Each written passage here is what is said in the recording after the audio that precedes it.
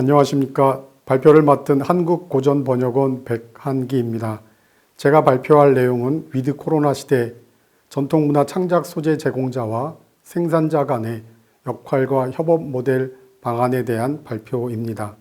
사실 저는 이 분야 전문가가 아니어서 제 발표 내용이 이 분야에 종사하시는 여러분들에게 얼마나 도움이 될지 발표에 앞서 걱정이 됩니다마는 창작자분들에게 간헐적인 역할을 서로 이렇게 한번 협업도 하고 또 그동안 정보화 사업을 수십 년 동안 이렇게 수행하면서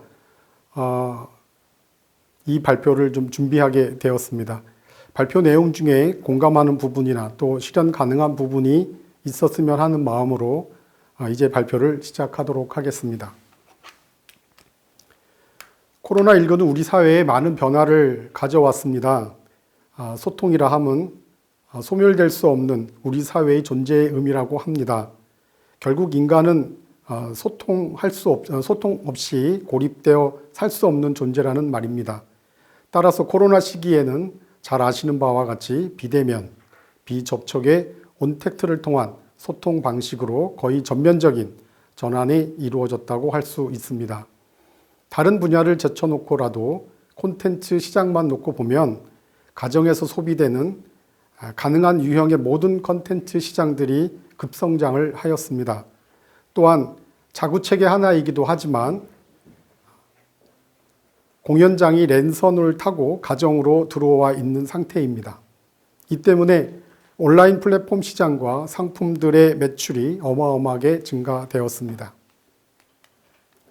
이제 위드 코로나 시대가 곧 다가올 예정인 것 같습니다. 어제 코로나19와 관련된 뉴스 보도를 접해보니까 11월부터 새로운 방역 지침이 발표될 예정이라고 합니다.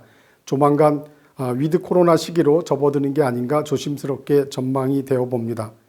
위드 코로나로 전환된다 하더라도 사실 많은 부분들이 코로나 이전의 일상으로 회귀될 가능성은 매우 높습니다. 하지만 우리는 거의 2년 동안 시간을 보내면서 이동 없는 온라인 환경의 편리함 속에 적응되어 있습니다.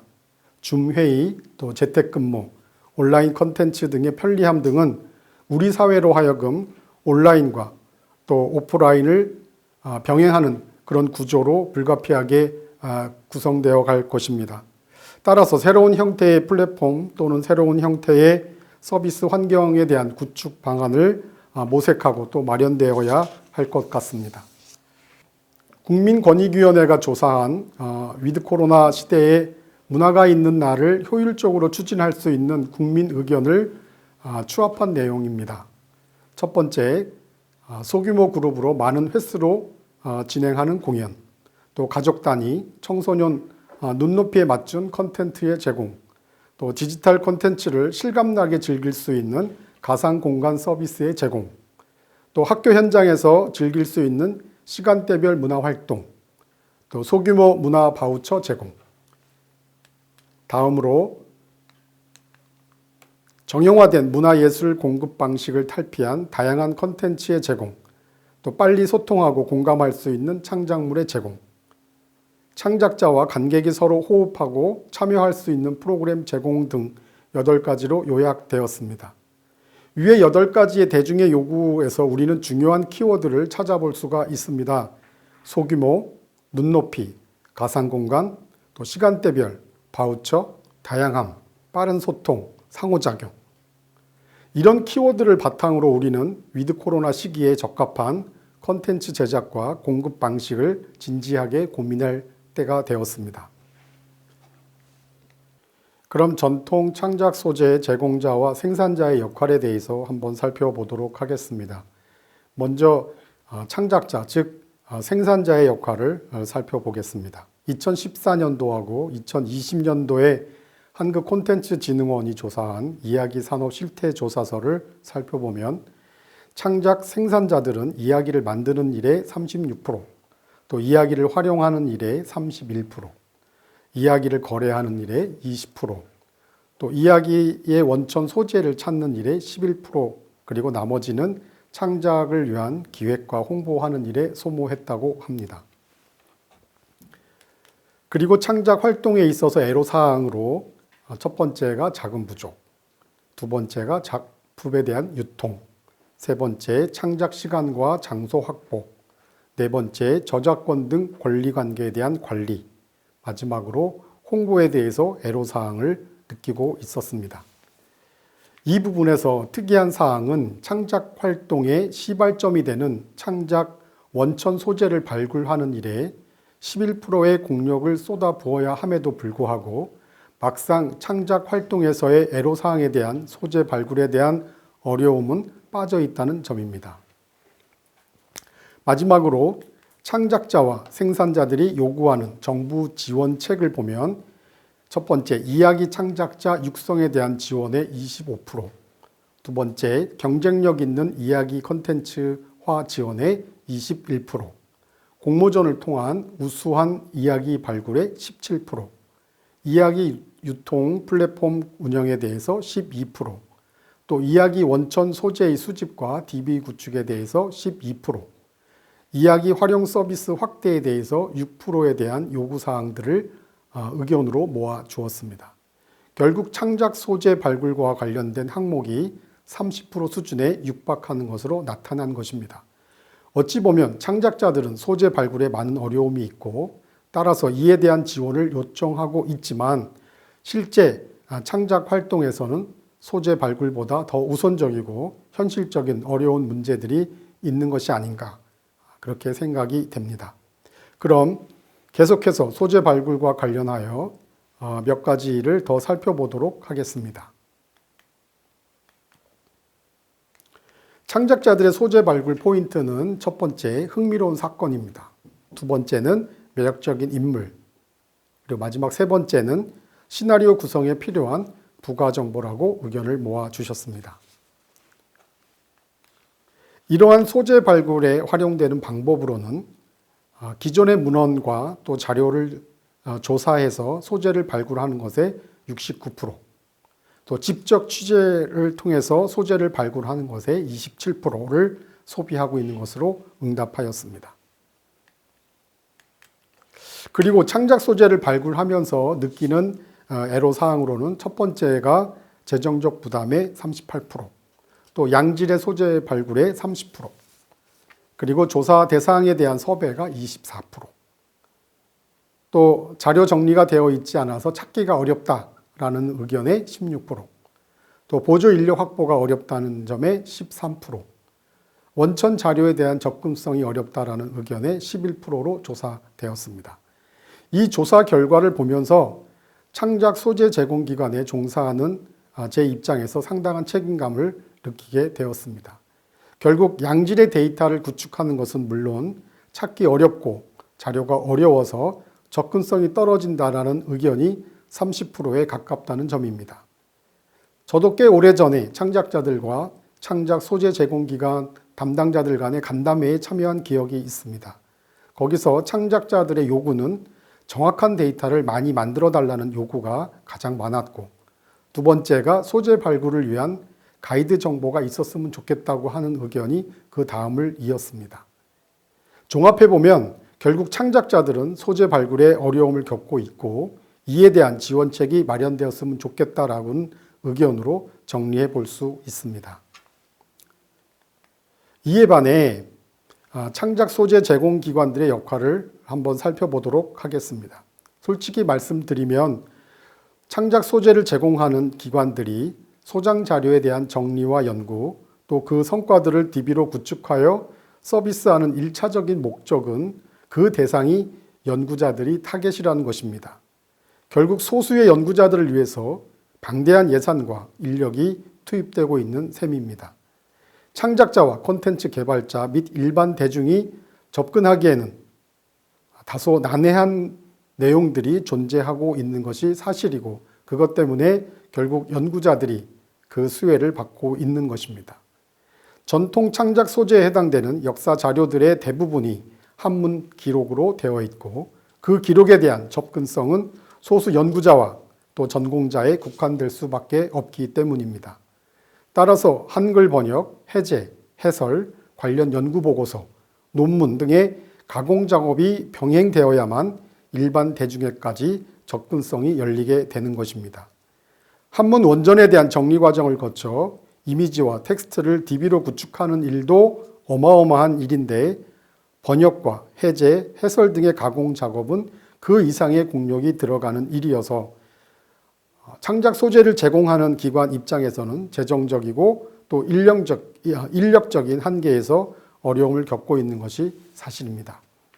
그래서 창작 소재 제공 기관들의 일반적인 역할이라고 할 수 있는 부분은 단순히 원전 자료를 수집 정리하고 그 자료에 대한 DB 구축과 서비스 제공, 또 자료에 대한 연구, 또 최소한의 자료에 대한 가공을 통해서 그 창작자들에게 또는 연구자들에게 제공하는 그 정도의 기능밖에 할 수 없는 것도 한계에 있습니다. 사실 각 기관마다 그 목적 사업과 고유 기능에 따라서 현재 열심히 자료들을 제공하고 있습니다만은 역시 그 창작자들이 활용하거나 일반인들이 활용하기에는 한계가 있는 것도 사실입니다. 현재 그 역사정보협의회에 참여하고 있는 기관과 또 그 기관에서 서비스하고 있는 주요 DB의 그 현황을 보시면 다음과 같습니다. 이 기관들에서 제공하고 있는 그 정보 서비스들은 창작자 여러분들과 또 이 분야에 종사하시는 분들이 이미 많이 사용하고 있을 것입니다. 그렇지만 그 속에 담겨져 있는 세세한 소재에 대해서는 여러분들이 충분히 파악하고 있지 못할 것으로 예상이 되고 있습니다. 왜 그러냐면 앞에서도 언급한 것처럼 실제로 한문 원전 그대로 서비스가 되고 있거나 또 너무나 양이 방대하기 때문에 그 속에서 창작의 소재로 활용할 것을 찾는다는 것은 정말 모래에서 바늘을 찾는 격이라 할 수 있기 때문입니다. 그러면 창작 소재를 제공하는 기관이 좀 더 일반적인 어떤 그 역할이 아니라 좀 더 적극적인 역할을 할 수는 없을까? 그런 관점에서 저희 한국고전번역원을 중심으로 제공기관의 역할을 적극적인 측면에서 한번 살펴보도록 하겠습니다.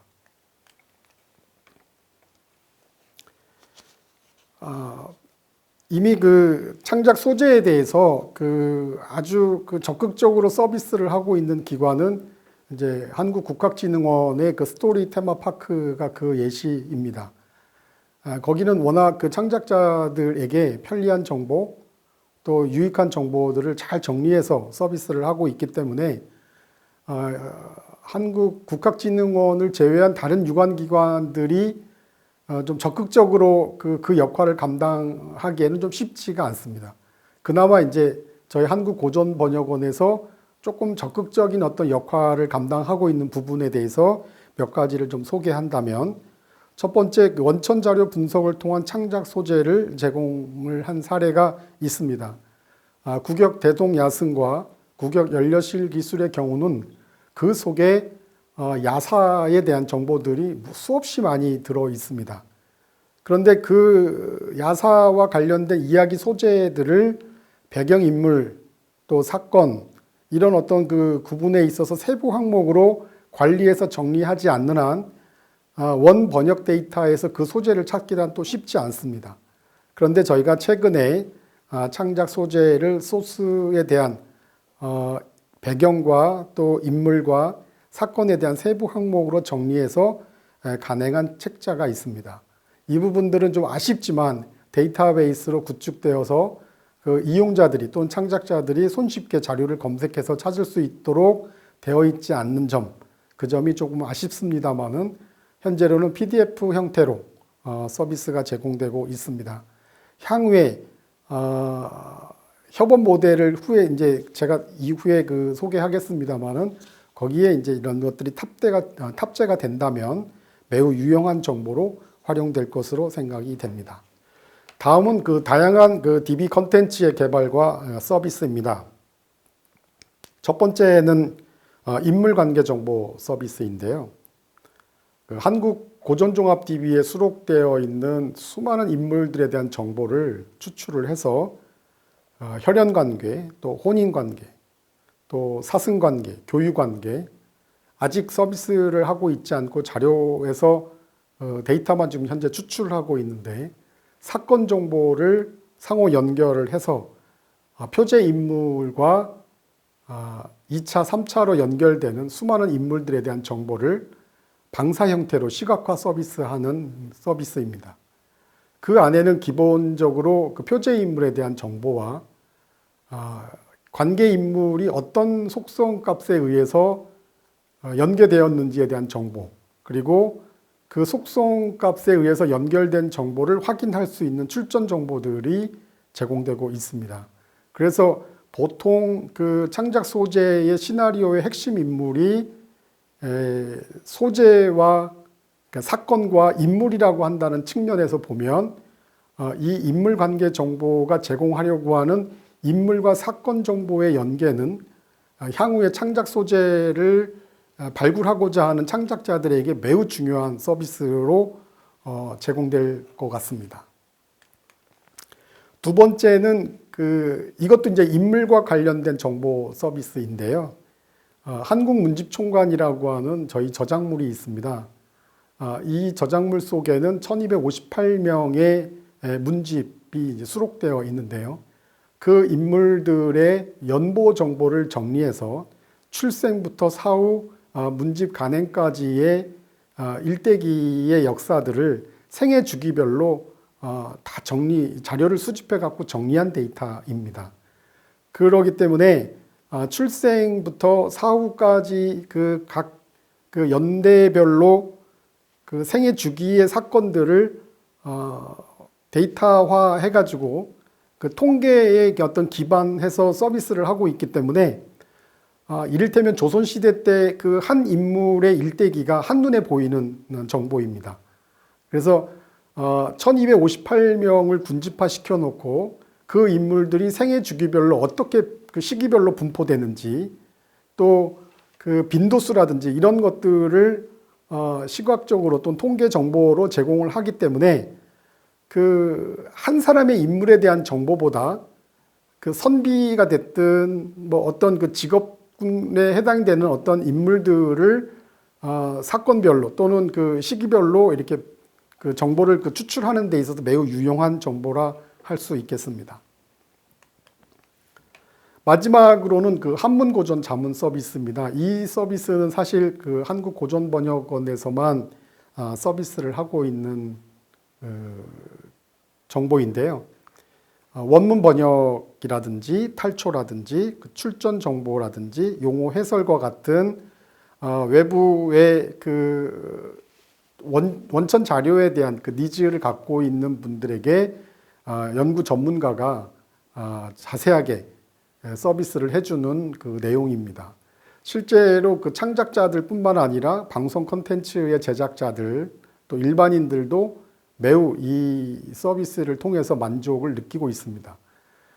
그렇기 때문에 창작자들이 그 원천 자료에서 어떤 소재를 발굴했을 때에 그 원문에 대한 접근성이 어려울 때에 한문고전 자문 서비스를 이용할 경우에 원문에 대한 그 해석 서비스를 해주기 때문에 실제로 자료에 대한 접근이 굉장히 용이하고요.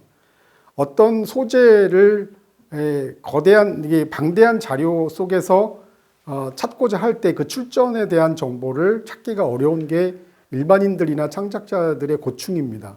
그런데 이제 연구자가 또 전문가가 그 소재를 어떤 문헌에서 검색해서 찾아서 제공해 줄 때 매우 효과적으로 이 서비스의 제공을 받을 수 있는 것이죠. 그런 면에서 창작자들에게 이 한문고전 자문 서비스는 매우 유익한 서비스로 생각이 됩니다. 마지막으로 그 창작 소재 제공자와 또 창작자 간의 협업 모델을 제안하고자 합니다. 먼저 협업 모델을 제안하는 컨셉에 대해서 설명을 드리겠습니다. 첫 번째, 창작 소재 제공 기관의 전문성을 최대한 활용한다. 두 번째는 창작자의 역할을 대신해주는 과도한 정보 제공은 최소화한다. 세 번째는 집단 지성 효과를 극대화할 수 있는 공동 작업을 지향한다. 마지막 네 번째는 역사 정보 기관 협의의 역할을 정비해서 소재 제공과 관련된 업무의 비중을 좀 높인다. 이런 어떤 그 컨셉을 통해서 한번 협업 모델을 제안해 보려고 합니다. 그래서 가칭 전통 문화 창작 소재 발굴 플랫폼이라고 하는 이 서비스의 핵심은 첫 번째는 전통 문화 창작 소재 발굴 앱을 구축하는 것입니다. 두 번째는 부가 정보 제공과 함께 자문 서비스를 제공합니다. 세 번째는 플랫폼 관리 주체를 전담기관 또는 협의체 안에 들어와 있는 기관들이 순환하는 방식으로 관리의 역할을 맡는 것입니다. 작년 그 컨퍼런스 발표 때 동북아 역사재단의 주성지 선생님과 건국대학교 유동환 교수님이 발표한 내용에서도 언급되었던 것으로 제가 기억합니다. 결국은 지식 지도와 같은 창작 소재에 대한 상세한 그 가이드를 제공해 주는 것이 이 플랫폼의 핵심 내용이 되겠습니다. 창작 소재를 발굴해서 주제별로 또 사건별로 인물별로 또 시기별로 공간별 출처별 제공기관처별로 내용을 분리하고 각 소재별로 메타 항목을 작성해서 창작자들이 검색이라는 쉬운 방법을 통해서 자료에 접근하는 것입니다. 이 작업은 사실 그 제공기관의 주된 역할일 수 있지만 창작자들도 참여가 가능한 역할이기도 합니다. 또한 창작자가 또 전통 그 소재를 제공해주는 기관과 서로 커뮤니케이션 공간 속에서 소재에 대한 다양한 질문과 이에 대한 부가정보 제공 및 자문 등을 자유롭게 플랫폼 안에서 참여자 간에 이루어지게 하도록 하고 창작 소재가 스토리화 단계에 접어들었을 때 나름의 보안성을 확보해야 되기 때문에 이런 문제를 해결하기 위해서 보안이 유지되는 1:1 서비스를 제공하는 것도 이 플랫폼 안에서 그 기능을 포함하고 있습니다. 또한 창작 소재가 스토리화 되었을 때 또는 상품화 되었을 때 제공기관의 역할이 지금보다도 더 상세하게 안내되도록 하는 것도 창작자의 역할로 정의하여 상호 간의 시너지를 극대화할 수 있는 장치를 마련하는 것을 제안합니다. 사실 이 플랫폼을 구축하는 것은 쉬운 일은 아닙니다. 그 창작 소재를 제공하는 기관도 의지가 굉장히 필요하고 또 의지만 있어서 되는 것이 아니라 많은 예산적 지원과 또 인력의 지원이 필요한 것입니다. 그리고 창작자들도 마찬가지로 이 플랫폼 안에서 필요한 정보만 뽑아 쓰는 것이 아니라 창작 소재를 제공해주는 기관과의 협업을 위해서 적극적으로 참여해야 되는 부분이 있습니다. 즉 커뮤니케이션 안에서 질문과 또 응답에 대한 피드백과 뭐 이런 어떤 적극적인 활동들이 가능할 때에 이 플랫폼은 활성화가 될 수 있는 것입니다.